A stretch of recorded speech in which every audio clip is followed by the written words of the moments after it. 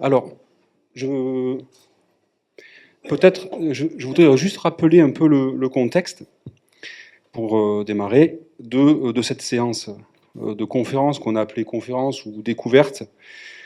Juste rappeler qu'en fait, on avait eu une réunion à l'initiative de la mairie au printemps dernier, et qu'à l'occasion de cette réunion, on avait évoqué la possibilité de faire une ouverture sur la pièce dite pièce aux étoiles, sur le lieu dit la pièce aux étoiles, et il nous avait semblé un peu prématuré d'entreprendre des travaux dans un contexte un peu d'ignorance de qui avait été Mingus et de l'œuvre qui avait été la sienne.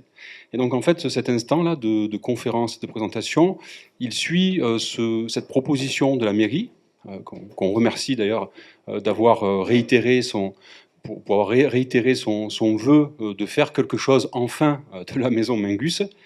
Et voilà, il nous avait semblé vraiment que pour commencer, il fallait donner consistance un peu au mythe Mingus, parce que pour beaucoup, je ne parle pas de ceux qui l'ont connu, moi je suis de ceux qui ne l'ont pas connu, justement, c'est un nom, c'est un récit, mais c'est peu de choses d'autres, en fait. Voilà. Et donc l'idée, c'était comment incarner ce personnage, comment donner au nom, en fait, les traits physiques d'une œuvre matérielle et d'un parcours de vie. Donc c'est pour ça qu'on est réunis ce soir. Alors, par ailleurs, je voudrais rappeler quand même, par rapport à l'acte de donation de la maison, puisque peut-être tout le monde ne le sait pas, mais la maison Mingus a été donnée à la municipalité avec des charges qui ont été listées dans l'acte. Donc c'était un testament holographe qui ensuite a fait l'objet d'un acte juridique une fois que Mingus était mort. Et en fait, il est clairement indiqué que la contrepartie du don est la rénovation du lieu en vue d'en faire un musée. C'est-à-dire que la propriété de la mairie, depuis les années 2000, si je ne me trompe pas, est censée être un musée. Voilà, je ne rentrerai pas dans le détail, et c'est un peu le temps presse, en fait, d'essayer de faire en sorte que le testament soit honoré et de trouver en bonne intelligence un compromis pour que cette maison soit réhabilitée sans qu'elle coûte trop à la mairie. Mais le temps presse. Voilà pour cette situation là sur la genèse de ce moment que nous allons partager. Et je laisse donc la parole à Gérard Milon.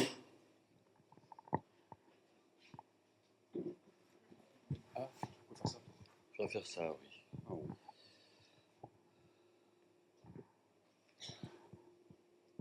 André Mingus est né à Strasbourg en 1904, à une époque où Strasbourg était allemande. Et très vite, les Allemands supprimant les écoles françaises, ses parents ont décidé de quitter Strasbourg et de vivre à Paris. Donc il est arrivé à Paris, jeune homme, il a fait ses études au collège de Janson de Sailly, puis à l'école du Louvre, où il a surtout étudié l'art de l'Extrême-Orient. Il a participé à la création du musée des arts et traditions populaires qui était installé au Bois de Boulogne. Et il a travaillé aussi au musée Guimet, qui est un musée, vous savez, d'art d'Orient.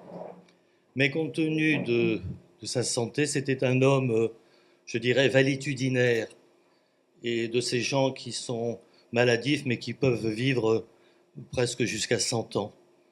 Et donc, le projet de travail ne s'est pas réalisé, et il a quitté Paris, tout en gardant des relations, pour vivre avec sa mère qui avait épousé en 1914, en avril 14, un poète. Il avait épousé un poète catalan, Louis Codet, qui malheureusement va être blessé grièvement et mourir en décembre 14. Donc il se retrouve avec sa mère, une enfant née de ce mariage, et ils vont aller à Bélem. Et là, à Bélem, André va commencer à faire des photos et a commencé à faire des installations, ce qu'on appelle maintenant des installations. Et ses premières photos, à la fin, après la guerre, il va les présenter à André Breton. C'était une génération qui était marquée par le surréalisme. Et André Breton avait une galerie rue Vavin. André va montrer ses photos à Breton, qui le regarde comme ça, avec un air un peu dégagé, et il lui dit, écoutez, les photos, ça ne m'intéresse pas, allez voir Benjamin Perret, ce qu'il fit. Il vit Benjamin Perret, qui lui dit, écoutez, dans quelques jours, j'ai rendez-vous, je passe une soirée chez Blaise Cendrars, il y aura Henri Miller, venez. Il entre, il montre ses photos, et Blaise Cendrars lui dit, accrochez votre imperméable à ce clou. Et le voilà avec Benjamin Perret, Blaise Cendrars et Arthur Miller. Arthur Miller était sidéré par les photos de gitans qu'André avait fait lors de ses voyages, puisqu'il avait hérité d'une vigne des consoeurs Lacombe Saint-Michel à Sals, et de temps en temps, il venait dans le département, et il était très impressionné par la beauté de ce département, et aussi les gitans.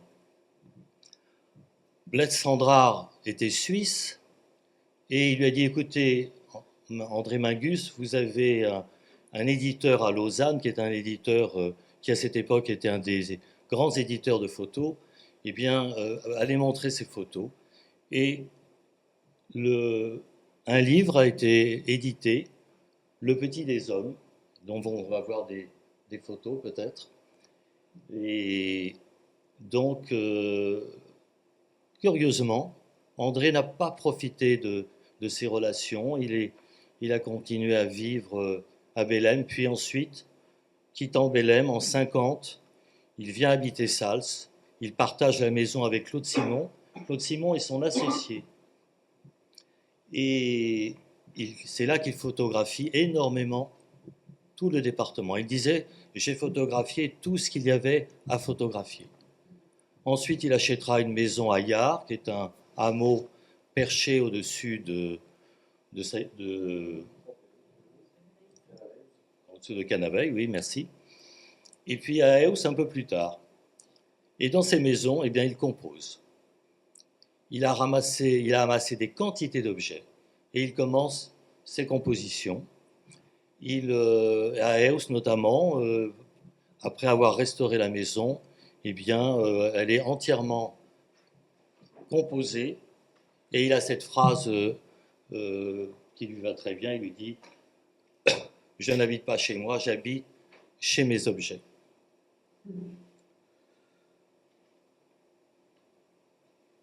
Il va quitter, donc je vous disais, il quitte Sals, il va habiter Eus, donc il se partage entre la maison de la rue de la Cloche d'Or qui appartenait à Louis Codet, dont il avait hérité. Il se partage donc entre Yard, Eus et la rue de la Cloche d'Or à Perpignan.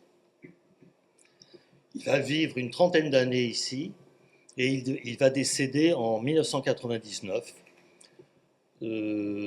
à Perpignan. Il était revenu à Perpignan. J'ajoute qu'il a écrit de nombreux textes, il a écrit des pensées, des aphorismes, des essais. Tout à l'heure, on va le voir décrivant un tableau, il a écrit un essai sur les frères Lenain. Et ces textes sont parus dans la revue Conflans, la revue de Prat, de M. Lapassate, et ils ont été édités donc dans cette revue, ces carnets ont été édités dans cette revue. Voici le portrait d'André Mingus.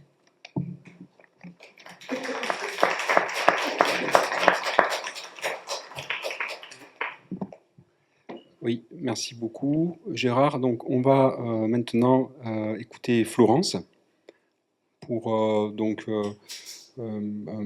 point sur le rapport d'André Mingus à sa famille, André Mingus et sa famille. Voilà. Alors, c'est vrai que j'ai peut-être pas dit tout à l'heure, quand même, je suis en train d'y réfléchir, enfin d'y songer à peine à l'instant, qu'on fait partie de l'association, quand même, Maison Mingus Vic, qui existait depuis très longtemps. Gérard en faisait partie, Florence aussi, peut-être Vincent aussi. Et elle s'est renouvelée en décembre 2023. Voilà. Elle s'est augmentée de quelques-uns et on a reforgé de nouveaux statuts. Et c'est au titre de cette association qu'on présente ce moment ce soir.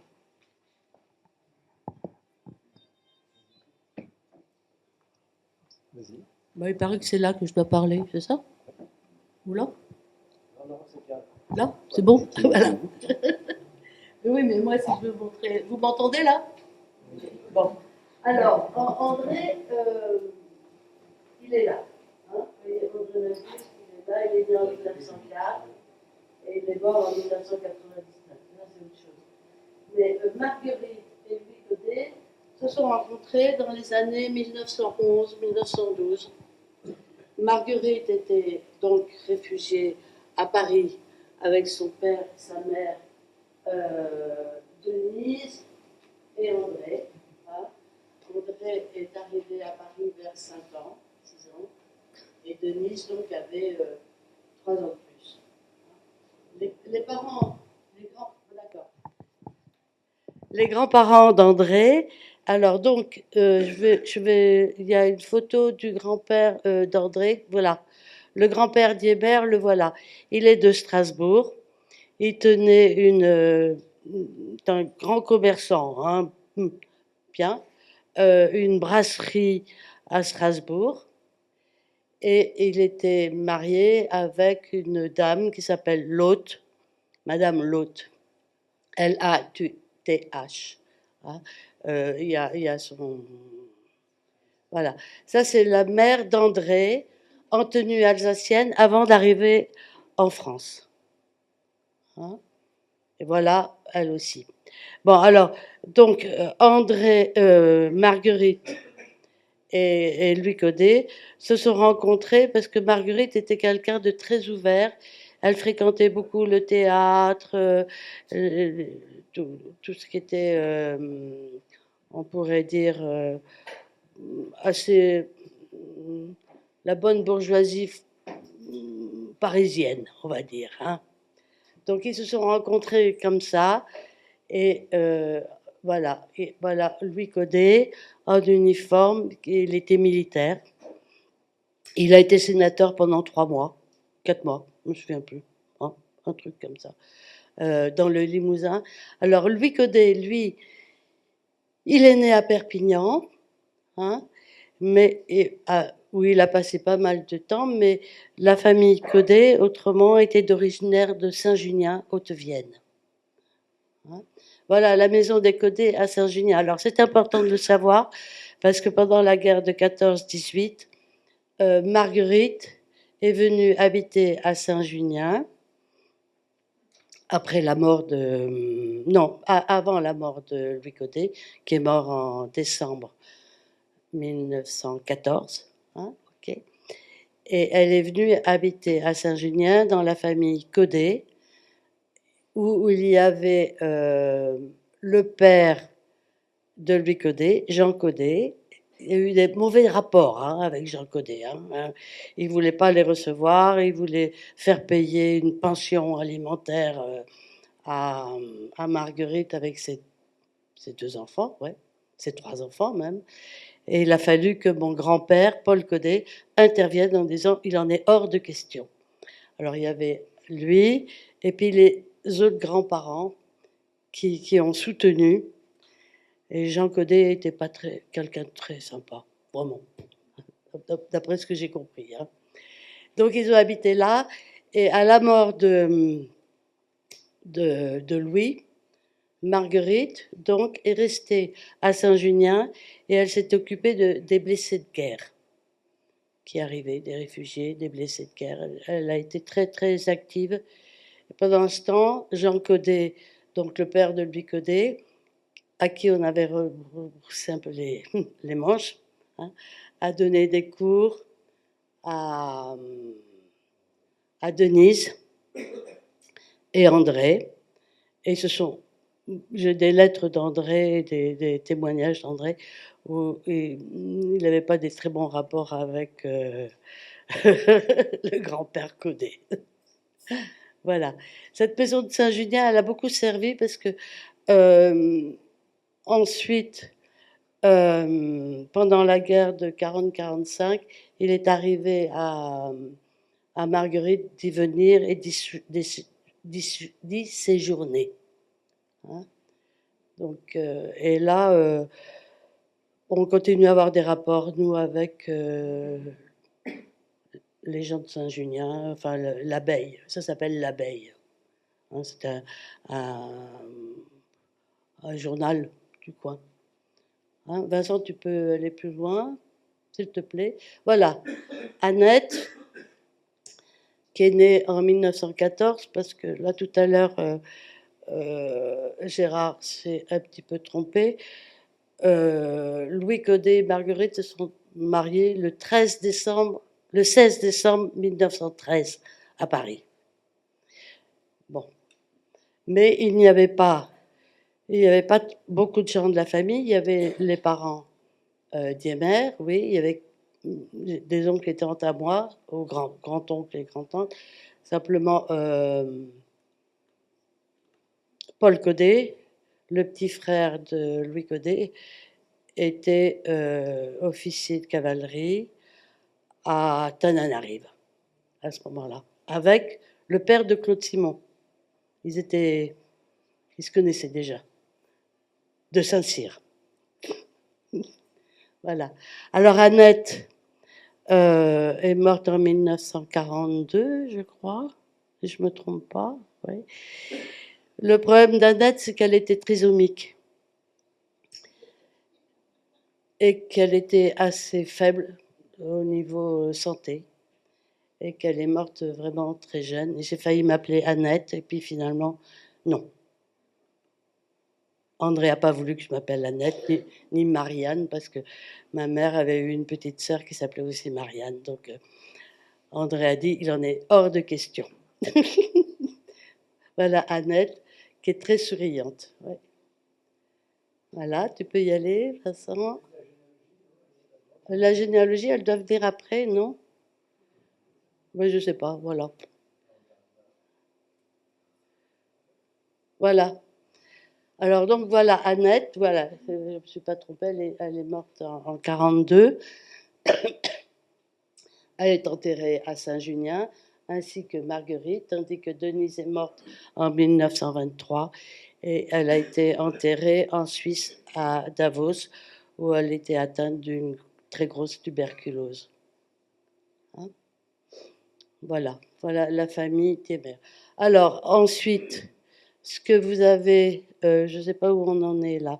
Ah oui, les rapports que André a eu avec ma mère sont des rapports qui ont été très solidaires et très forts, même si de temps en temps ils se sont un peu disputés. Hein. Euh, Ma mère, André a été le premier averti du divorce de mes parents en 1951-52 et il le savait. Hein, ils avaient déjà correspondu pas mal de temps ensemble. Bon. Et André et ma mère ont été très proches. Elle est là, ma mère, oui. Alors, oui, ce que je dois vous dire, c'est que Suzanne, non, Marguerite et Hélène ont été aussi très proches, ainsi que la mère de Claude. Il y avait une connivence entre ces trois femmes. Où j'en étais là, je ne sais plus. Comment? On parlait de qui? De Suzanne Codet. Donc ma mère, elle est née de Paul et d'Hélène Codet.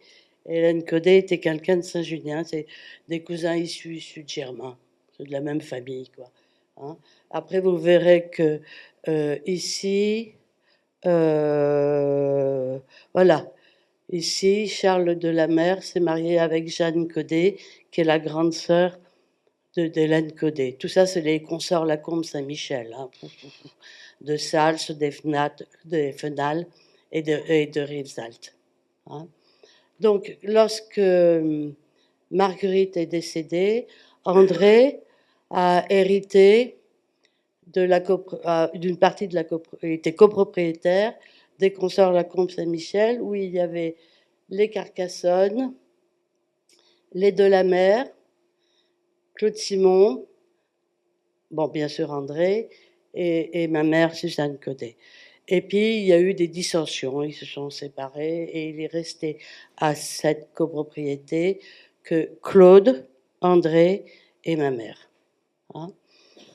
Mais les relations, quand André est arrivé dans le Roussillon, personne ne le connaissait quasiment, sauf Jean Carcassonne. Jean Carcassonne, il est là. Parce que André, Jean a essayé d'initier André à Paris à vendre les vins de la propriété. André a été nul. Il ne connaissait pas du tout. Non, mais Jean a été quelqu'un d'important.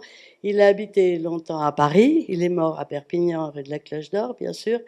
Mais il a été quelqu'un de... Qu'est-ce qu'il y a? Je me dépêche. D'accord, je me dépêche. Voilà. Maintenant, les rapports que André a eus avec ma mère étaient très proches, à tel point que lorsque Claude a voulu quitter la rue de la Cloche d'Or pour habiter à Sals, André voulait aider ma mère à racheter enfin, une partie de la rue de la Cloche d'Or à Claude. Ma mère n'a pas voulu, donc c'est André qui l'a pris. Hein, et ma mère est partie rehabiter à Paris.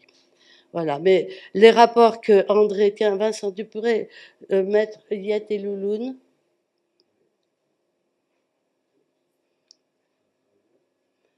Voilà, Yette et Louloune sont des grandes tantes, enfin bon, moi j'appelle ça des grandes tantes, mais c'est pas vraiment des grandes tantes, habitaient rue de la Cloche d'Or et étaient très proches d'André, à tel point qu'ils regardaient les matchs de tennis ensemble, ils mangeaient ensemble, ils jouaient ensemble, ils se discutaient beaucoup ensemble, et ils ont été très très proches. Alors voilà, ici c'est Yette, et ici c'est Louloune. Voilà. Donc, bon, elles sont mortes, bon, peu de temps. Il y en a une qui est morte avant André et l'autre qui est morte après. Yette est quelqu'un de qui a été très, très solidaire. Ils avaient la même femme de ménage, ils discutaient ensemble. Enfin bon, voilà. Voilà André, rue de la Cloche d'Or. Alors André aurait voulu que la rue de la Cloche d'Or, l'appartement, soit légué à la mairie pour en faire un musée du Codet. Ça n'a pas du tout marché, non. Et à sa mort, il m'en a fait son héritière. Enfin, héritière pas directe, hein, il a fallu quand même que je paye les impôts. Voilà. Ça vous va comme ça, monsieur? J'ai été trop longue? Hein? Non, non. Non, c'est parfait, d'autant qu'on avait du temps d'avance. Bien. Alors, je vais parler en ce qui me concerne du rapport de Mingus aux objets. Donc, je ne vais pas parler sur la base des images. Hein, donc, je suis découplé des images. C'est Jean qui a eu la gentillesse, en tant que photographe, de bien vouloir projeter ces images que je n'ai pas vues. Et du coup, ce n'est pas d'elle dont je vais parler directement. Je vais même être un petit peu, disons, dans l'abstraction, si vous tolérez d'être dans l'abstraction pendant 10 minutes maximum. Alors, moi, je voulais parler en fait de l'objet, de la chose et, figurez-vous, du pourrou. Le pourrou, c'est cette étrange carafe catalane qui permet de boire à la régalade, et vous verrez pourquoi, ce qu'elle fait partie de mon titre. Alors, je voulais commencer par citer, non pas Mingus, mais un poème de René Char, un petit bout. Dans Le visage nuptial, René Char, poète du XXe, écrit « La parole, lasse de défoncer, buvait au débarcadère angélique ». Et je trouve que ce vers de Char, ces mots de Char, décrivent très bien le rapport de Mingus aux objets. C'est-à-dire qu'on n'est plus dans un rapport de prédation théorique ou artistique. Hein. Il ne s'agit plus pour l'artiste de donner forme à une matière informe, mais il s'agit précisément de partir des possibilités que l'objet lui-même recèle, ce qui est complètement inédit avant l'art du XXe siècle. Tout au plus peut-on penser que c'est avec Mallarmé dans le XIXe, fin XIXe, qu'arrive cette idée que le poème a, comme le dit Mallarmé, une existence indépendante et qu'il implique, je cite Mallarmé, la disparition élocutoire du poète. Et c'est exactement, me semble-t-il, dans cette filiation que s'inscrit Mingus. Il milite non pas pour sa propre disparition, mais il milite pour les objets et dont il se fait le porte-parole. Alors, évidemment, quand on parle des objets, cela ne veut pas dire que l'artiste n'est plus là. L'artiste est encore là, qui agence les objets, serait-ce pour créer ce que vous avez sous les yeux, à savoir des compositions, ou ce que, en art contemporain, on appellera, bien qu'il faudrait faire la différence entre les deux, mais on n'a pas trop le temps, des installations. C'est-à-dire non plus des images sur châssis, comme si on prend l'exemple de la peinture, ou des œuvres plastiques comme en sculpture ou en modelage sur pied, buste ou autre, mais des œuvres qui entrent en résonance et comme en dialogue avec l'environnement dans lequel elles se trouvent. En gros, si on veut définir simplement l'installation ou la composition, il y a d'une part un dialogue des éléments entre eux qui crée la composition, mais un dialogue aussi de l'œuvre avec l'espace où elle se trouve, d'où l'importance de la pièce aux étoiles dans la maison Mingus, évidemment, qui est un exemple d'installation, enfin de composition, d'installation et sans doute aussi d'œuvres immersives. Donc, ce qui marque le caractère résolument contemporain de la création de Mingus. Alors, du coup, Mingus fait confiance à l'objet et il ne serait pas d'accord avec, je pense, Aristote, lorsqu'Aristote dit que la cruche d'argile n'est pas l'argile, mais ce pourquoi la cruche est faite, c'est-à-dire contenir de l'eau ou du vin, et pouvoir en verser. C'est-à-dire que ce qui fait pour Aristote l'objet, c'est sa finalité. Et longtemps dans l'art a prévalu cette idée que en fait, l'artiste donnait forme à une matière informe. Voilà. Et c'est exactement le contraire que fait Mingus. Il ne pense pas du tout l'objet en fonction de la finalité ou de la fonction qui est la sienne. Il le pense réduit à sa présence, en fait. Il y a une réduction, un réductionnisme chez Mingus assez évident, et très évident, me semble-t-il, enfin très évident, très parlant, dans le travail de photographie de Mingus. Alors, on parle d'objets, je parle d'objets, mais sans doute faudrait-il plutôt parler de choses, puisque dans le courant du XXe, cette confiance ou cette écoute de la matérialité, elle s'est radicalisée au point qu'on n'a plus parlé d'objet, parce que l'objet, il est toujours objet par rapport à soi. C'est-à-dire que l'objet, il est toujours défini par un sujet qui perçoit. Tandis que la chose, elle a une existence propre. Et on a monté d'un cran, si vous voulez, je pense notamment au travail de Francis Ponge, qui écrit non pas le parti pris des objets, mais le parti pris des choses. Et là, on a essayé de concevoir une matérialité qui pouvait être absolument indépendante de tout acte créateur. Hein. Alors, c'est exactement, me semble-t-il, ce qui se passe dans l'art contemporain, notamment dans ce faisceau de divers mouvements qu'on a appelé l'art informel, où précisément le geste créateur est appauvri. Il est appauvri, hein, c'est le concept de l'arte povera, qu'on prend à tort, enfin pas à tort, mais qu'on réduit la plupart du temps au fait de travailler avec des matières non nobles, mais qui ne se réduit pas à cela précisément. La première affirmation théorique de l'arte povera, qui fait partie de l'art informel, c'est l'appauvrissement du geste créateur. C'est-à-dire, en fait, le créateur n'est là que comme un passeur. Je crois qu'avec les images qui défilent, même sans les avoir commentées, vous devez avoir une idée et une illustration, j'espère en tout cas, de ce que je suis en train de dire. Donc, ça, c'est pour ce qui concerne la gradation objet-chose. Je m'affranchis un peu de mon support parce que sinon, je risque de faire trop long. Et oui, je voulais aussi parler, puisque je parle d'art informel, faire une référence à Tapiès, qui est le grand artiste du matiérisme, parce que précisément chez Tapiès, il y a ce procédé de la matérialité qui est à l'œuvre, et il est juste là, il donne une piche nette, si vous voulez, à ce qu'il fait, mais il ne décide pas du devenir de l'œuvre. Et il appelait ces objets, ce qui me semble bien collé avec l'œuvre de Mingus, des talismans. Et les objets de Mingus sont investis comme ça d'une charge symbolique, magique, au point qu'on pourrait aussi dire qu'il s'agit de talismans. Et là, on voit bien que le talisman, c'est une émanation de la chose elle-même, de la choséité. C'est pas décrété forcément par l'artiste. L'artiste, il est juste là pour mettre en scène la chose en elle-même. Enfin, le dernier mouvement de cette gradation, j'avais parlé du Pourou tout à l'heure.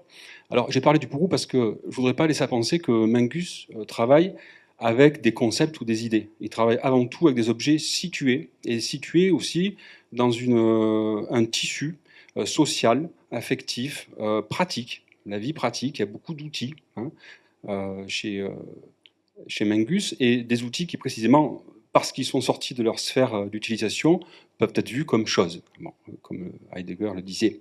En tout cas, le Pourou, pourquoi? Parce que les objets, ils sont là sous la main. Et donc, quelque part, Mingus, il donne dans une forme de primitivisme, entendu non pas comme un rapport aux arts premiers, ce qu'a été le primitivisme dans l'art moderne depuis les années 1860, mais entendu comme le fait de prêter oreille au folklore et à quelque chose de vernaculaire dans l'art. C'est-à-dire, l'art, c'est pas seulement des créations ex nihilo, c'est aussi des créations à partir de choses ou d'objets qui vivent parmi les hommes, ou les hommes vivent parmi ces objets, ces choses, ces tâches, ces outils, etc.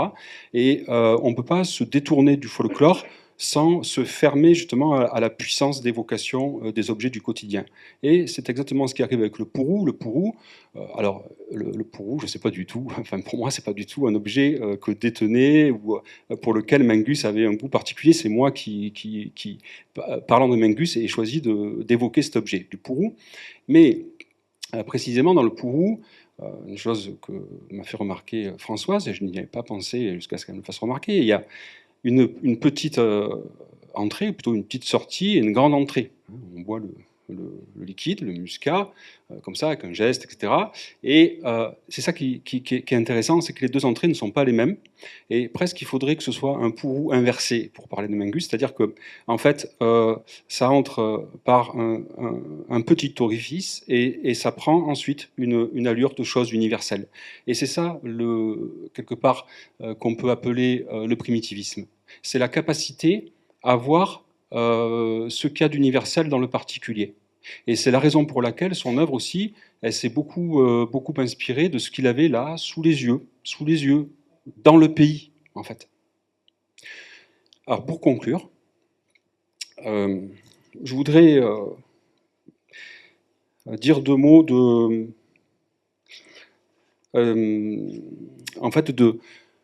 du mythe. Mingus, je me questionne, comme d'autres, sur le mythe qu'il est. Alors pour certains ici, il n'est pas qu'un mythe, évidemment, ceux qui l'ont connu. Moi, je ne l'ai pas connu. Mais en même temps, de nombreux habitants d'Aix, moi j'ai habité à Aix, j'y habite plus, mais je suis lié en partie à ce village,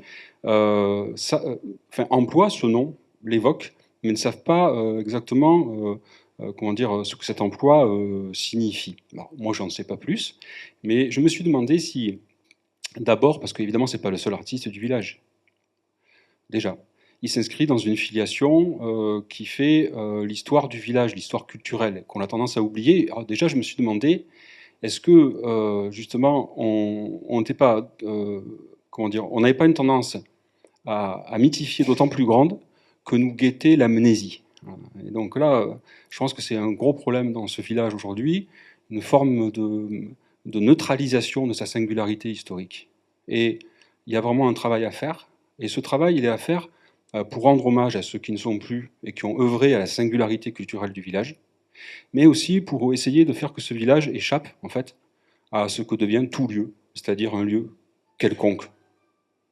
Voilà pour mon attention, et je vous remercie.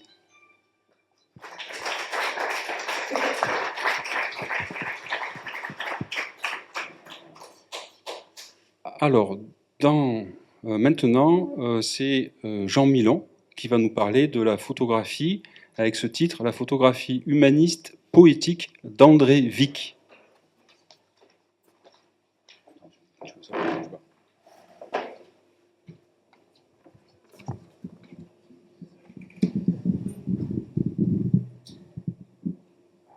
Alors, André Wick, pseudonyme d'André Mingus, quand il est photographe. C'est un photographe autodidacte qui commence donc sa carrière sur les chemins de Bélem, dans l'Orne. Et son regard humaniste est empreint d'une immense tendresse. Il s'attarde principalement sur les enfants, les paysages du Perche. Et en 1954, il publie l'album Les Petits des Hommes, qui est certainement, je crois, un des seuls ouvrages qu'il a publié en photographie. Aux côtés de Gilbert Cesbron, qui écrit les textes, Yvan Dalin, photographe aussi, et Fulvio Reuter. Témoin de son temps et de sa Catalogne, de Sals à Yard, il parcourt la région en triporteur, son reléflexe autour du cou. Il sillonne le Roussillon à la rencontre des paysans, des paysages et des habitants, qu'ils soient adultes ou enfants. Le soin maniaque qu'il apporte à la composition de ses projets de livres a malheureusement conduit à ce que ses nombreux albums demeurent à ce jour non publiés, mais prêts dans les cartons. André Wick, personne pittoresque, c'est un style à nul autre pareil. Il a ce sens de la lumière si particulier. Des points de vue photographiques, intuitifs, élégants, harmonieusement composés, il capture la beauté d'un monde qui semble s'échapper entre ses doigts. Et surtout, c'est un grand portraitiste. Il sait capter la profondeur de l'âme dans le regard de ses sujets. Il attend, patiemment. Il sait attendre. Le moment où le sujet se relâche, où la façade tombe et où la vraie pensée transparaît dans les yeux. Le moment décisif, cet instant où tout s'aligne, où le sujet baisse sa garde. Et alors, dans le regard, on voit apparaître la vraie pensée, ce qui rend ces portraits d'une intensité rare. Chaque visage raconte une histoire. Le style d'André Wick, c'est un ensemble harmonieux de poésie visuelle, de spiritualité et de primitivisme. Ses œuvres célèbrent la beauté simple, authentique des choses. Ses portraits, ses paysages, ses compositions géométriques révèlent une quête profonde d'un monde spirituel et humain. Un monde où l'homme est lié à la nature, où il se fond dans les objets avec une intimité silencieuse. Sa photographie, à la fois poétique et intemporelle, capte des instants fugaces dans un monde qu'il semble contempler avec une douceur mélancolique, toujours à la recherche de cette beauté qui s'échappe sans cesse.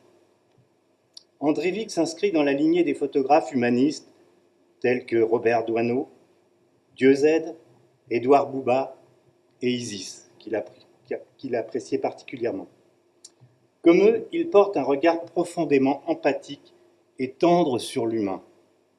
Il sait capturer la vitalité, l'innocence des enfants, notamment ceux issus des communautés marginalisées comme les gitans. Mais ce qui le distingue, c'est son approche poétique. Chaque image est une tentative de saisir la beauté éphémère d'un monde qui disparaît lentement sous ses yeux. Une sorte de quête personnelle du temps perdu. La dimension spirituelle de son œuvre est omniprésente.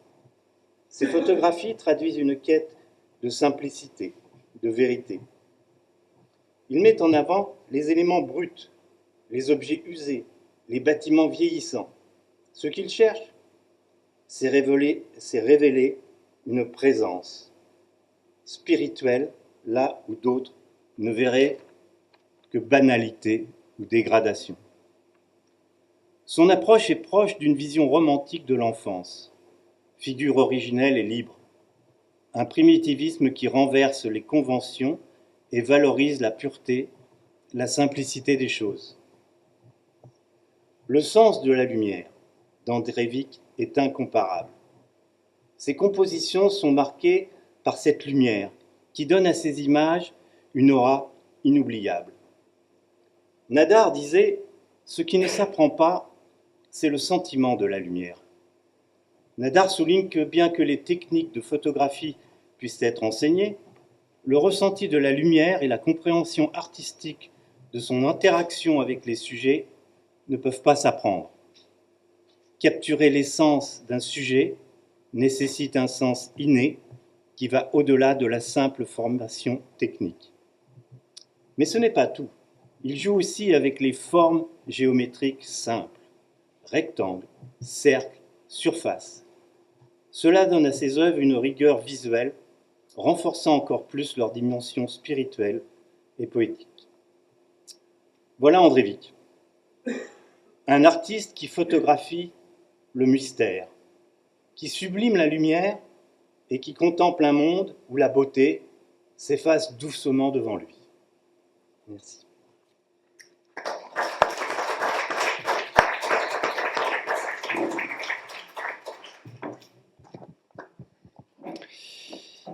Donc, alors maintenant, nous avons un témoignage audio. Oui. Donc c'est un commentaire d'un tableau des frères Lenain par André Mingus Vicky. Si tu veux bien l'introduire.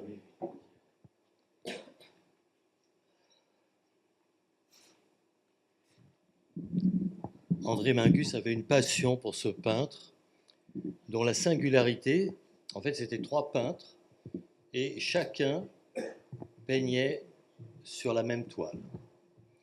Or, André s'est intéressé à cette toile, il a essayé de voir, de comprendre qui avait peint soit les visages, soit les tissus ou autre chose. Alors, cette toile qui est au Louvre a été une passion. Il a d'ailleurs Pour avoir 6 enfants vivants, il faut avoir eu. Il a d'ailleurs écrit un essai sur ce peintre. Il avait la passion des Lenain, mais aussi de Poussin. Poussin, c'était la couleur. Et là, on reconnaît un monde qui n'est pas très loin de celui des Gitans. On est au XVIIe siècle. Il a aussi une grande passion pour Paul Klee, dont il a fait un livre difficile à éditer parce que les frais les droits sont énormes. Alors, si vous le passez, je vais essayer de montrer. Né avec l'âge, malgré l'âge, un beau visage. Là, il y a un enfant. Né avec l'âge, malgré l'âge, un beau visage. Là, il y a un enfant qui joue du flageolet. Là, il y a le père. Là, il y a sa femme. Et là, il y a 2 autres enfants. La première chose, ils ont dit, mais c'est pas possible que cette femme ait une petite tendance. Il y en a 6, elle est trop jeune. Et en effet, pour avoir 6 enfants vivants, il faut avoir eu au moins 10 maternités à cause du déchet. Eh bien, en réalité, ils ont parfaitement raison. Mais il la prenait pour une jeune fille, elle n'est pas. C'est une jeune fille. Moi, je la prenais pour l'aîné qui l'aîné. avait la moi, je suis ça. de la... Moi aussi. Non, non, non. Vous allez voir. Non, non, non. Regardez d'ailleurs, son corsage est ouvert jusque-là. Et Tuilier qui dit qu'elle est vraiment un peu par trop décolletée. Bon. Alors, il y a la grand-mère avec entourée de 4 de ses petits-enfants. Puis, et peut-être la mère, non pas de l'homme, mais peut-être la mère de la grand-mère maternelle. Et cette première femme est morte. L'homme, qui était jeune encore, s'est remarié et a épousé celle-là qui était un peu moins fine, un peu moins distinguée, mais qui apportait sa jeunesse. et dont il a eu 2 ans. Et ce qui est important, c'est que cette femme et ses 2 enfants forment un groupe à part, ayant été peints par le même événement, ayant été peints par Mathieu, le plus jeune, alors que ça, c'est peint par Louis, et que le petit chat, et peut-être la tête du joueur de foot par Antoine. Alors, vous voyez, il y a 2 groupes d'enfants. Et c'est obligé, parce que la femme est trop jeune pour avoir eu tous ses enfants, et qu'elle n'a quand même pas une figure de jeune fille, ni une prestance, ni un déploiement de corps de jeune fille, c'est une jeune. Et tout le monde est triste, en effet. Et si elle est si des fois tragique, c'est qu'elle porte encore les vêtements de la mère qui allait. Et qu'elle a eu un petit enfant qu'elle allait faire. Bien mis. Et c'est pour ça que le petit frère, surtout, là, est si triste. Si vous regardez sa pupille avec la loupe, la pupille est déformée parce qu'il y a une larme dedans.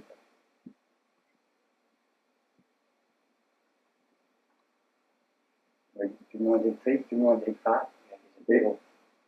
Et le demi-frère essaye en jouant du pipeau, non, en jouant du pipeau, essaye de les distraire. Il est peut-être malade seulement, l'enfant. Non, il est là.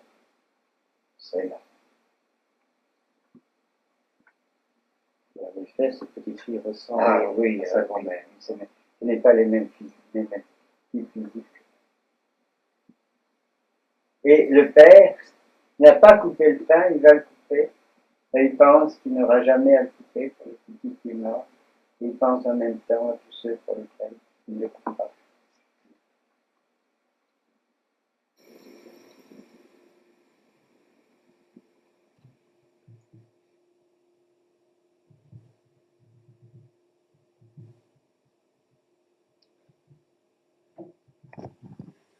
Eh bien voilà, je ne sais pas si vous avez bien entendu, c'est... Non, hein, pas trop, hein. J'ai l'impression qu'on n'a pas trop bien entendu. Et bon, Un enregistrement de cassette. oui, non, c'est pas évident. Bon, en tout cas, vous avez entendu le timbre de la voix, à défaut de comprendre. Et donc maintenant, on va laisser la place à Françoise et Annelise pour des lectures du vent.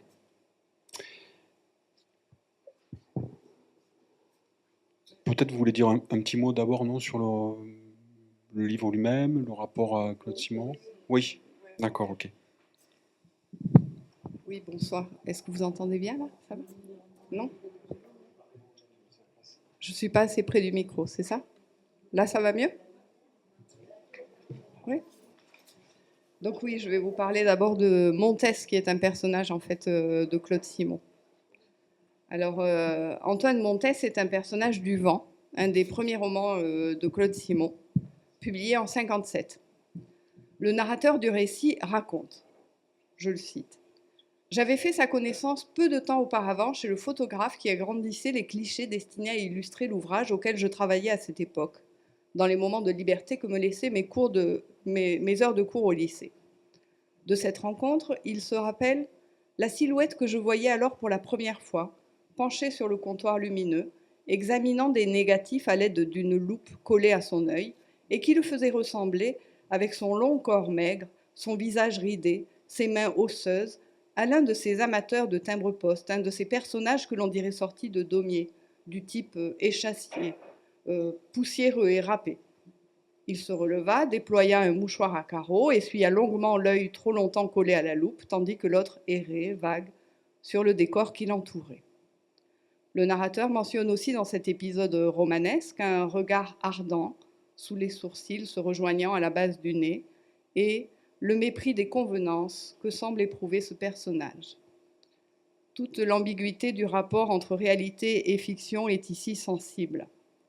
Je n'ai pas connu André Mingus, mais j'ai idée que ceux qui l'ont connu sont fortement tentés de le reconnaître dans les traits de Montès.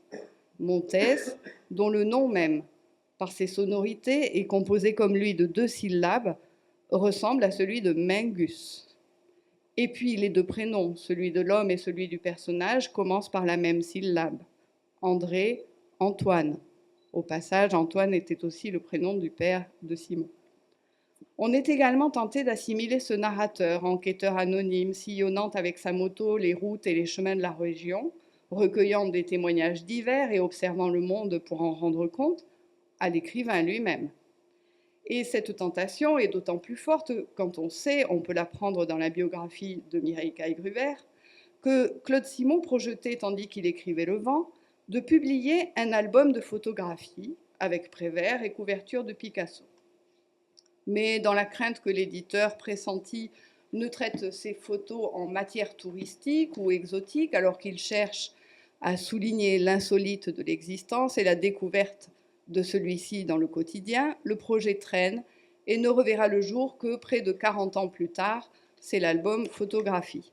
C'est pour ça que je les porte. Voilà. Toutefois, l'écrivain revenu de la guerre, alors âgé d'une trentaine d'années quand il écrit Le Vent, n'est pas un lycéen. Il y a donc dans ce personnage de narrateur un mélange d'éléments, des données puisées dans l'actualité de l'écrivain et dans sa vie réelle, une part d'imagination, et si l'on considère l'anonymat du narrateur dans le roman, une volonté de conserver un flou, une opacité qui vise sans doute à favoriser le sens de la fiction, nous invite à nous concentrer sur la forme du récit, les effets des choix esthétiques, plutôt que de jouer au jeu des ressemblances. Un jeu qui ne répond assurément pas à l'esprit romanesque d'un écrivain qui ne cherche pas l'exactitude, mais la justesse. Il importe de s'arrêter un instant sur le sous-titre du Vent, tentative de restitution d'un retable baroque. Preuve, s'il en faut, de l'importance que Claude Simon donne à la forme de son récit. La référence au retable, sans doute, appelle l'attention sur la configuration singulière du roman, qui raconte la vie d'un personnage par tableau détaché, mais aussi sur l'aspect composite du fil narratif et du personnage lui-même. Un personnage difficile à cerner, qui à certains égards peut apparaître fantasque, imprévisible, une sorte de plésiosaurique réalité reconstituée de briques et de brocs. Je cite Simon. Sur qui les témoignages, puisés à des sources multiples, divergent. Il est probable que pour l'élaborer, Claude Simon ait recoupé plusieurs sources. Mingus, bien sûr, mais aussi le prince Mychkine, personnage de l'idiot de Dostoïevski, mais encore des personnages de Daumier, et peut-être des personnages de films muets ou de cirque. Il est question du vieil Auguste. Le texte évoque aussi un masque de rescapé de Buchenwald. Mais Montès fait aussi beaucoup penser à un autre personnage de l'œuvre de Simon, inspiré lui aussi par un des membres de sa famille, Tante Mie, devenue Marie dans l'Herbe, publié en 1958. Un personnage féminin presque mutique, un peu en marge de la famille, d'un dévouement sans bornes, admirable et mystérieux, qui se signale lui aussi par son extrême sensibilité, sa discrétion et sa simplicité. Je connais mal l'ampleur de la querelle entre Mingus et Simon, mais je sais qu'elle fut forte, et que Mingus non seulement a trouvé que le portrait qui était fait de lui dans le roman était désobligeant, mais qu'il s'est aussi offusqué que le romancier ne lui ait pas demandé son approbation.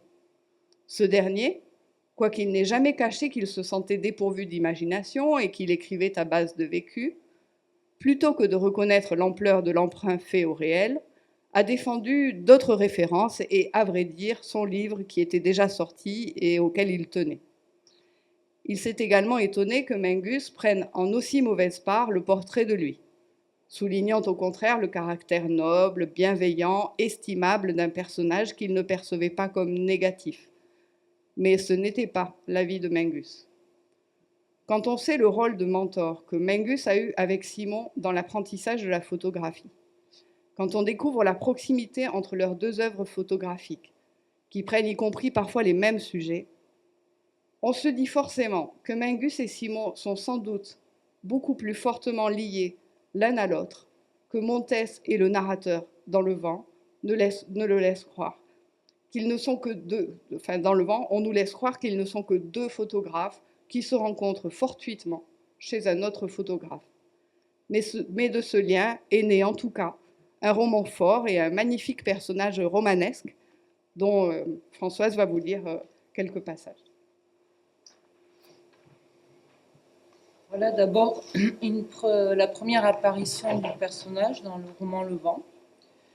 Il semblait appartenir à cette sorte d'êtres qui ont vieilli une fois pour toutes, non pas même au cours de leur adolescence, mais de leur enfance, et qui, ce pas franchi, se trouvent sans doute hors d'atteinte, sinon du mal, de la souffrance, du temps, mais de leurs stigmates, de sorte que tout ce qui venait de se passer pendant cette brève période de quelques mois, les événements qu'il déclencha, ou plus exactement débrida, et ceci, sembla-t-il, bien plus que par ses actes, par sa seule apparition, sa seule présence, à la façon de ces réacteurs chimiques, de ces excitateurs, ou plutôt encore de ces objets chargés d'une vertu bénéfique ou maléfique, et qui n'ont besoin, pour manifester leur puissance, de faire autre chose que se contenter d'exister, d'être là.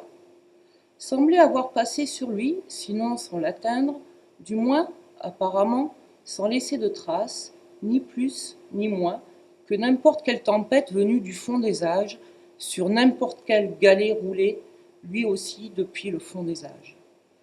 Seulement, peut-être un peu plus lisse d'avoir encore été traîné et brassé, un peu plus poli, débarrassé de ses dernières aspérités, pour présenter à la fin cette surface sans repère, l'impénétrable visage de cette insoluble, oiseuse énigme du bien et du mal, lorsqu'il débarqua, tombant là au milieu de nous, à l'improviste, comme un caillou dans la mare, avec pour tout bagage cet appareil de photo qui ne le quittait jamais, sa bicyclette et un antique sac de voyage à courroie datant au moins du début du siècle et renfermant sans doute en tout et pour tout, avec quelques mouchoirs et chaussettes, 3 ou 4 de ces chemises de flanelle grisâtre, décolorées à force d'avoir été lavées, au col et aux poignets élimés, et enfin cet énorme dossier que je vis une fois dans sa chambre, à couverture de toile,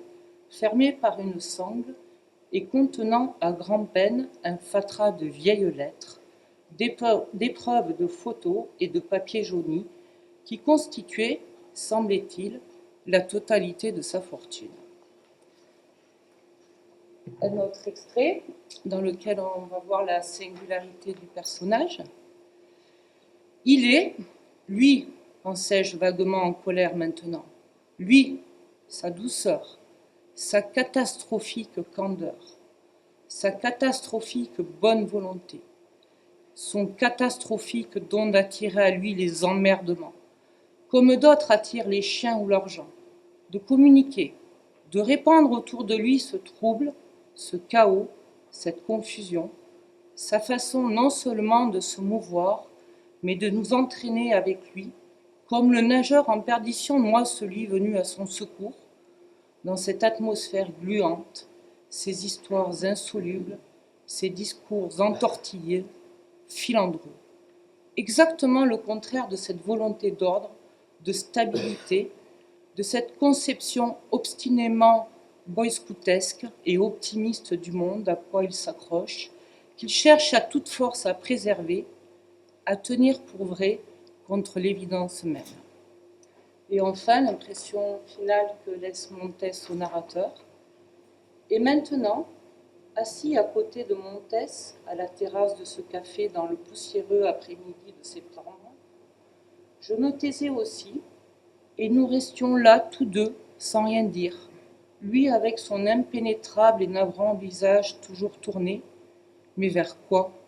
Ce n'étaient pas les palmes qui regardaient, immobiles et grises, pendant avec accablement dans l'air épais, irrespirable, ni les passants non plus, les façades, le mouvement de la rue, ou peut-être était-ce tout cela à la fois, et non pas absent, mais au contraire avec une sorte de passion, d'avidité, comme s'il espérait y trouver la réponse à qui sait quelle interrogation désespérée, frénétique, têtue. Et alors, je le laissai, parti, me retournant une dernière fois pour le voir, toujours assis devant ce demi dans lequel il avait à peine trempé ses lèvres. Et ce fut la dernière vision que je gardai de lui, comme si désormais son souvenir ne devait plus être que cela, cette question sans réponse, cette expression à la fois suppliante, concentrée et incrédule.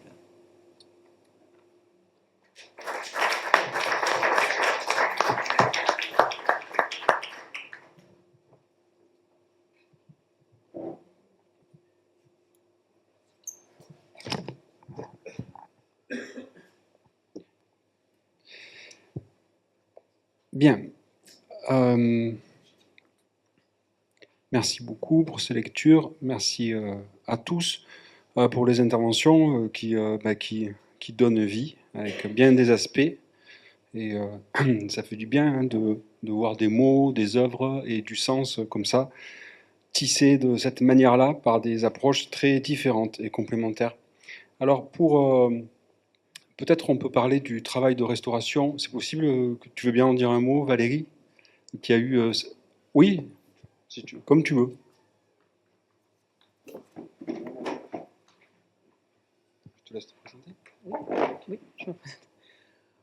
Oui, ça peut paraître étrange que je vienne ici puisque je suis conservatrice du musée de Bélestat et je travaille au service archéologique départemental en tant que responsable du dépôt archéologique. Et c'est à ce titre que Tara Steimer, avec qui je travaille par ailleurs, notamment sur un projet, nous avons travaillé sur un projet de mise en valeur de dolmens au Liban, et nous nous connaissons depuis quelques années, depuis très longtemps même. Et en fait, elle m'a appelée pour l'aider à travailler sur l'inventaire, puisqu'elle avait l'habitude essentiellement de travailler sur des objets archéologiques. Et là, c'était un petit peu particulier, donc j'ai eu l'occasion aussi de travailler avec des artistes. Et là, il y a une vision un petit peu différente, puisque le postulat aussi était d'essayer de faire un inventaire avant un projet de mise en valeur, puisque je connaissais... en fait, je ne connaissais pas Mingus, je connaissais André Wick, juste les photos, et donc j'ai découvert toutes ces installations et donc une autre facette de cet artiste. Et du coup, avant toute valorisation, il faut d'abord savoir ce que l'on veut valoriser. Et donc, le bâti était connu, puisqu'il y a eu déjà, je sais, une chargée de mission qui a travaillé sur un projet de valorisation de la maison. Mais en fait, c'est la maison et le contenu. Hein, je crois que tous les propos l'ont bien mis en valeur. Et donc, ce qui était intéressant, c'était d'avoir un état des lieux aussi au niveau de la conservation, non seulement de ce qu'il y a, mais au niveau de la conservation. Et notamment pour ceux qui étaient bien conservés, c'est-à-dire la salle, toutes les installations qui n'avaient que très peu bougé, la salle des étoiles, avec toute une série d'objets qui sont un tout, puisque apparemment pour Mingus, c'était vraiment un tout que cette salle, mais cette salle est composée de plusieurs petits tout, hein, de toute une série de scénettes. Et Alexandre a montré cette vision artistique et philosophique de l'artiste, mais nous, en tant que conservateurs, et par rapport à un projet de valorisation, il fallait avoir aussi une autre démarche, essayer de faire un état des lieux au niveau de chaque matériau, de la conservation des objets. Et donc, il n'y a pas qu'un objet, comme on l'a vu tout à l'heure, c'est chaque fois une petite mise en scène avec des scénettes qui veulent raconter quelque chose ou pas du tout, ou simplement un effet esthétique. Je crois que Gérard Milon l'a bien présenté aussi. Et donc, c'est extrêmement compliqué parce que, en tant qu'archéologue, en général, on a l'habitude de présenter un objet avec une fonction. Et là, la fonction est complètement détournée, c'est vraiment autre chose. Et c'est généralement des installations très composites au niveau des matériaux. Il y a du bois, il y a du métal, il y a de la corde, des végétaux. Et tous ces matériaux ne se conservent pas de la même manière, soit in situ, soit dans des contenants différents. Et donc, on a commencé à faire un inventaire, scénette par scénette, en mesurant, en identifiant chaque objet, donc la fonction de chaque objet est dans ce tout. Donc, en fait, ce n'est pas chaque objet que l'on a inventorié, mais la scénette, avec à l'intérieur chaque fois ces petits objets qui ont été mesurés, qui ont été identifiés au niveau du matériau, qui ont été identifiés au niveau de la fonction, et essayer d'avoir aussi quelque chose de très précieux, c'est-à-dire des anecdotes liées parfois à ces scénettes, avec les souvenirs de Gérard Milon qui sont effectivement très précieux, parce qu'en archéologie, évidemment, on n'a jamais ceci, alors que là, on a parfois des petites anecdotes, pas pour chaque scénette, mais très souvent des petites anecdotes liées à ces objets, qui sont une plus-value et une manière aussi de mettre en avant ce qu'a voulu montrer l'artiste. Et donc, c'était vraiment un exercice tout à fait intéressant que l'on a fait cet été avec Tara. Il y a toute une série d'objets qui sont vraiment complètement détournés de leur fonction et de leur lieu habituel, puisqu'il y a des petites statuettes qui proviennent de cimetières ou autres. Donc, pour vous faire un petit résumé, l'ensemble des objets sont relativement bien conservés, à part les objets en bois. Les objets en métal, généralement, ils ont été choisis parce qu'ils étaient déjà rouillés, parce qu'ils étaient déjà corrodés. Mais pour certains, il y a une corrosion active, mais dans la plupart des cas, c'est plutôt un état stable. Pour les végétaux, c'est un peu plus compliqué. S'il y avait une présentation, il faudrait peut-être retrouver les fleurs, les sécher et refaire des compositions, puisqu'il y a aussi toute une documentation extrêmement précieuse. C'est les photos de Jean Milon qui ont pris tous les renseignements de tous ces objets tels qu'ils avaient été présentés et choisis par Mingus. À titre de conservateur, je peux vous dire que vous avez, vous et l'association et les gens d'Eus, un lieu assez exceptionnel, même s'il n'est pas très connu, qui va vraiment, avec tout ce que vous avez pu avancer aujourd'hui, toute la documentation, pourrait vraiment intéresser les très nombreux visiteurs que vous avez déjà. Donc c'est un lieu qui est prêt à être présenté en termes de, sinon notoriété, en tout cas avec une fréquentation qui est déjà présente. Mais évidemment, il y a toute une réflexion à avoir pour la conservation et l'accessibilité des divers publics dans ces lieux. Mais je crois qu'il y a eu toute une série de projets déjà, donc tout est à réfléchir. Mais vous avez un très bel, j'allais dire, outil touristique et outil culturel dans les mains à Eus. Voilà.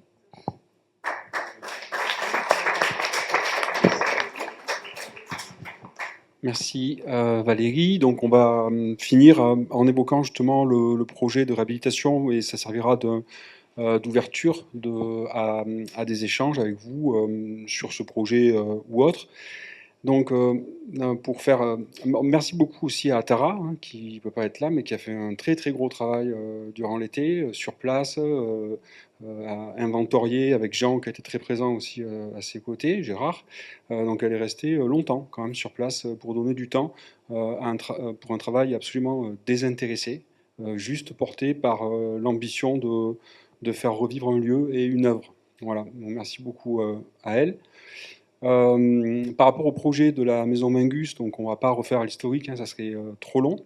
Il y a eu plusieurs travaux, mais en substance, l'idée c'était que cette maison soit un lieu en partie muséal, mais en partie seulement. Parce que pour des questions de viabilité, notamment financière, il n'est pas possible de dédier un lieu à un artiste seulement. Et donc notre réflexion à tous, aux uns, aux autres, avait porté sur deux parties dans cette maison. Donc une partie qui donnerait à voir des objets, des installations de Mingus, en particulier la pièce aux étoiles, mais pas que la pièce aux étoiles. Et par ailleurs aussi essayer de donner à la maison une vocation conforme en fait à non pas le désir qu'avait eu Mingus qui voulait en faire un musée, mais à sa vie, c'est-à-dire en faire un lieu de création vivant.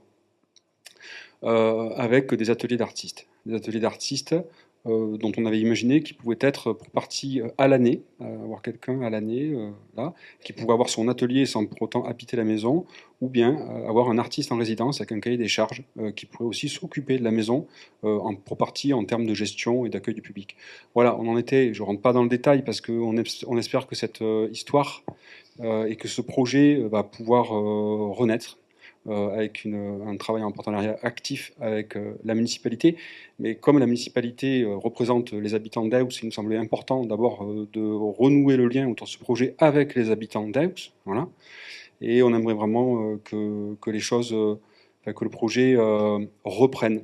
Et moi, j'insiste à nouveau sur Le caractère, j'ai évoqué tout à l'heure des lieux quelconques. Bon, c'est pas une critique du tout de ce qui est mené. Moi, j'ai moi-même été conseiller municipal et quand j'y étais, j'ai pas fait grand-chose de différent de ce qui s'est toujours fait. C'est-à-dire qu'on est tenu par des fonctionnements, par des aléas, mais il y a quand même une tendance au pragmatisme qui donne pas sa voix au chapitre à la culture. Voilà.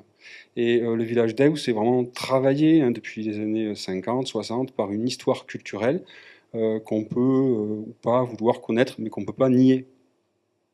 On ne peut pas la nier. Voilà. Et donc on souhaiterait, nous, s'inscrire à nouveau dans une dynamique en vue d'un projet de réhabilitation. Voilà, pour ces quelques mots. Et donc je vous laisse la parole pour qu'on puisse échanger. Ouais. Je vais tourner le micro s'il y a besoin.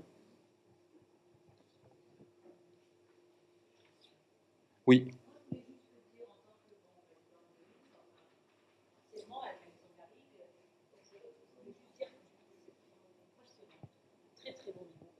Et j'ai trouvé notamment toutes les interventions pertinentes. Et ta conclusion, je l'ai trouvée remarquable. Je pense qu'on a, en tout cas les gens peut-être ici, ont tous envie qu'Eus soit un endroit qui ne soit pas un endroit touristique banal. Et donc, il y a vraiment là un tel corpus que ça peut permettre à Eus de rester ce qu'il est quand même encore. Moi, j'ai la galerie, donc je suis bavarde, je parle avec les gens quand ils passent. Je vois bien que tous les gens qui viennent à la galerie, et j'en ai parfois des dizaines hein, dans la journée, je vois bien que ce qu'ils aiment à Eus, c'est justement ça. Peut-être pas tous les visiteurs, mais en tout cas ceux qui viennent jusqu'à une galerie, mais il y en a beaucoup, de tous les milieux sociaux. Eh ben, je vois que ce qu'ils aiment, c'est qu'Eus, il y ait un supplément d'âme, il y ait quelque chose qui défende l'art un peu, qui défende quelque chose d'unique, qui n'est pas dans tout, parce que notre monde reproduit toujours la même chose. Donc là, nous, on a la chance que c'est là à portée de la main comme une source d'eau fraîche, quoi. C'est peut-être plus, il y a peut-être plus que dans l'Arles pour trouver de l'eau fraîche, j'en sais rien. Mais voilà, je m'arrête là. Mais je voulais dire que je vous remercie du fond du cœur parce que c'est énorme ce que vous faites. Merci beaucoup. D'autres interventions là, pour amorcer les... Moi, je crois que l'un des enjeux d'un projet de réhabilitation, ça va être de composer avec les normes pour pas qu'elles écrasent le lieu. Voilà. Ça veut dire aussi des ratios de visite. Enfin, ça peut pas être mis aux normes un lieu comme ça, parce que sinon, il serait complètement dénaturé.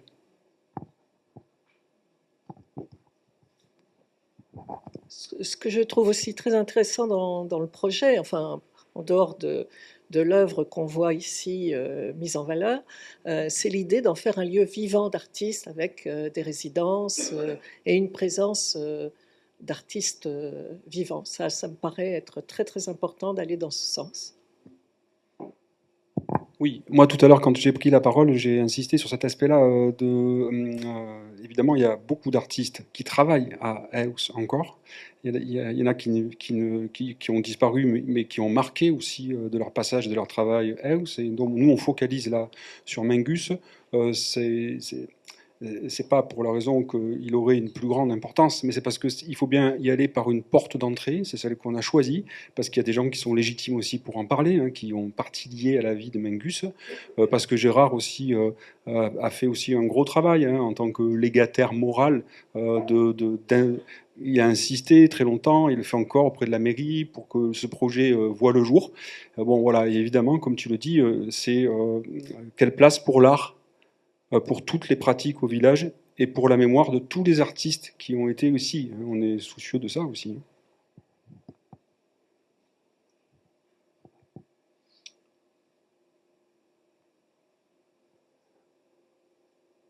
N'hésitez pas. Enfin... Alors, c'est bon? Oui? Mais donc la salle qu'on voit sur les photos, c'est la salle des étoiles.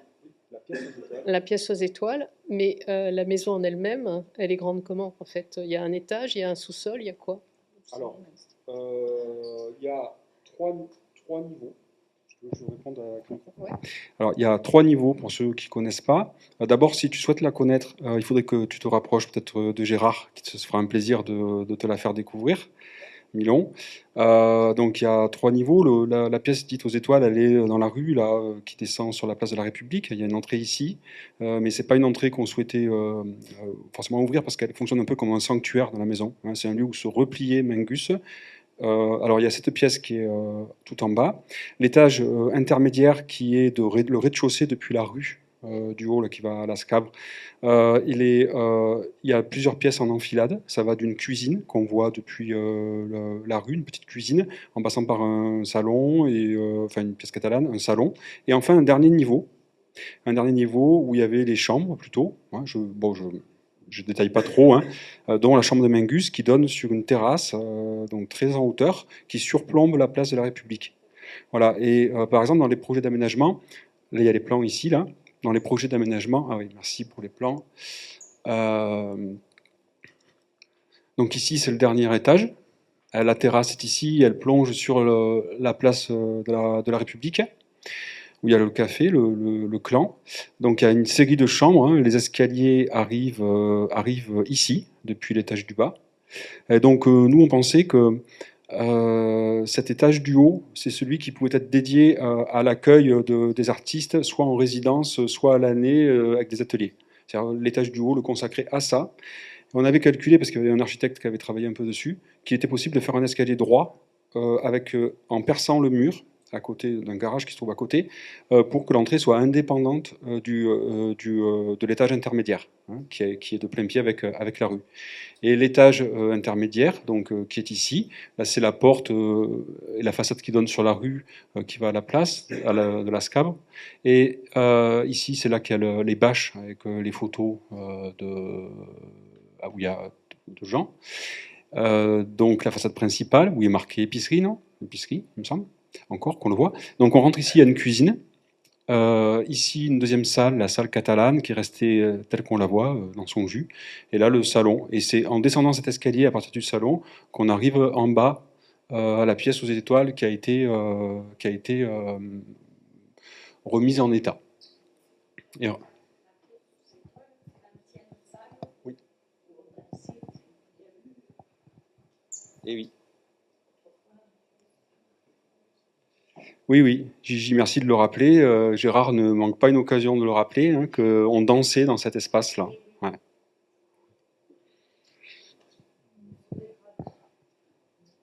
Bonsoir à tous. Donc moi c'est Nuno de Matos, je suis conseiller municipal. Il y a Joël et Laurelène aussi ici ce soir. Voilà, c'est un projet pour lequel on parle depuis déjà très très longtemps. La commune a reçu l'allégation de la maison en 2000 et elle a fait de suite le toit. Je pense que le toit a été refait dans la foulée, donc elle a sécurisé et mis hors d'eau en fait l'ensemble de la maison. Voilà, donc le travail qui est fait aujourd'hui, il est vraiment très important pour bien expliquer la vie d'André Mingus, de son œuvre, et que voilà, qui est peut-être une volonté commune dans le village pour arriver à aboutir à créer ce lieu polyvalent. Comme tu l'as dit, il y a des problématiques qui sont vraiment complexes, en particulier l'accessibilité, donc il faut que ce soit accessible à tous les publics. Et vu la configuration, on a essayé de voir ça dans tous les sens, c'est relativement complexe. Donc moi, je pense là voilà, pour avancer, il faut faire des propositions, il faut faire des études, des plans, vraiment des propositions en termes de fonctionnement, en termes de viabilité aussi, et puis que ça puisse avancer, quoi. Voilà. Merci en tout cas à toute l'équipe pour ce travail.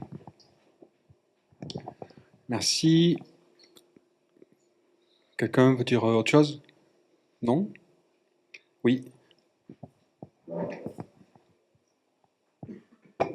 Oui, moi, c'est simplement une question que je pose parce que tu parles d'inviter éventuellement des artistes en résidence. C'est une super bonne idée. Est-ce que c'est assorti aussi d'une idée de faire un lieu aussi pour exposer ce qu'il ferait, ou pour exposer des photographies de Mingus. Moi, je suis très impressionnée par les photographies que vous nous avez montrées. Est-ce que vous avez une idée de ce que vous pourriez faire de ce côté-là? Tu veux répondre, Gérard, ou ça va? Bon. Alors oui, dans le projet de la maison, il y avait aussi une partie dédiée à l'accueil d'exposition, donc l'exposition de travaux faits en résidence et l'exposition de travaux de Mingus ou autres d'ailleurs, hein, parce que ça pourrait être aussi un lieu où on verrait, bon, même s'il y a des lieux dans le village qui le permettent, des galeries, etc., un lieu où on verrait constamment des choses, quoi, des œuvres. Ça serait un lieu vivant.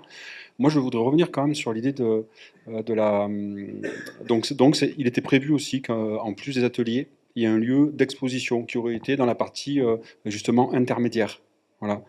Et avec une salle où les expositions auraient tourné, et une salle plutôt avec des œuvres de Mingus plus visuelles, autres que l'installation en bas, et pourquoi pas des photographies, mais pas que. Ensuite,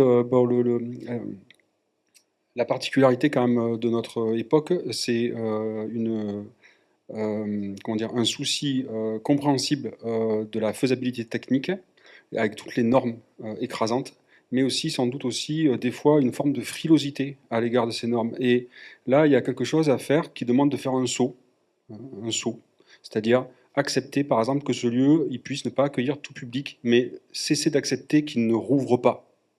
Et il y a vraiment un saut à faire parce que si on parle à chaque fois de la complication au niveau technique et des normes, ben, on est reparti pour 20 ans, et jusqu'à ce que la maison soit vendue à un particulier. Donc là, il y a vraiment un engagement des habitants, un engagement de la municipalité qui doit être clair en faveur de ce lieu, et de ce lieu témoin de la vie artistique actuelle et passée d'Aeus, quoi. Voilà, moi c'est vraiment ce que je voulais dire au nom de l'association. Est-ce que quelqu'un d'autre souhaite intervenir? C'est bon? Alors, l'association vous propose un petit pot, le temps de mettre en place quelque chose, là, et on boit un verre pour ceux qui peuvent rester. Merci beaucoup pour votre attention, d'être venus nombreux, et on espère que c'est le début d'un nouveau chemin. Merci à tous.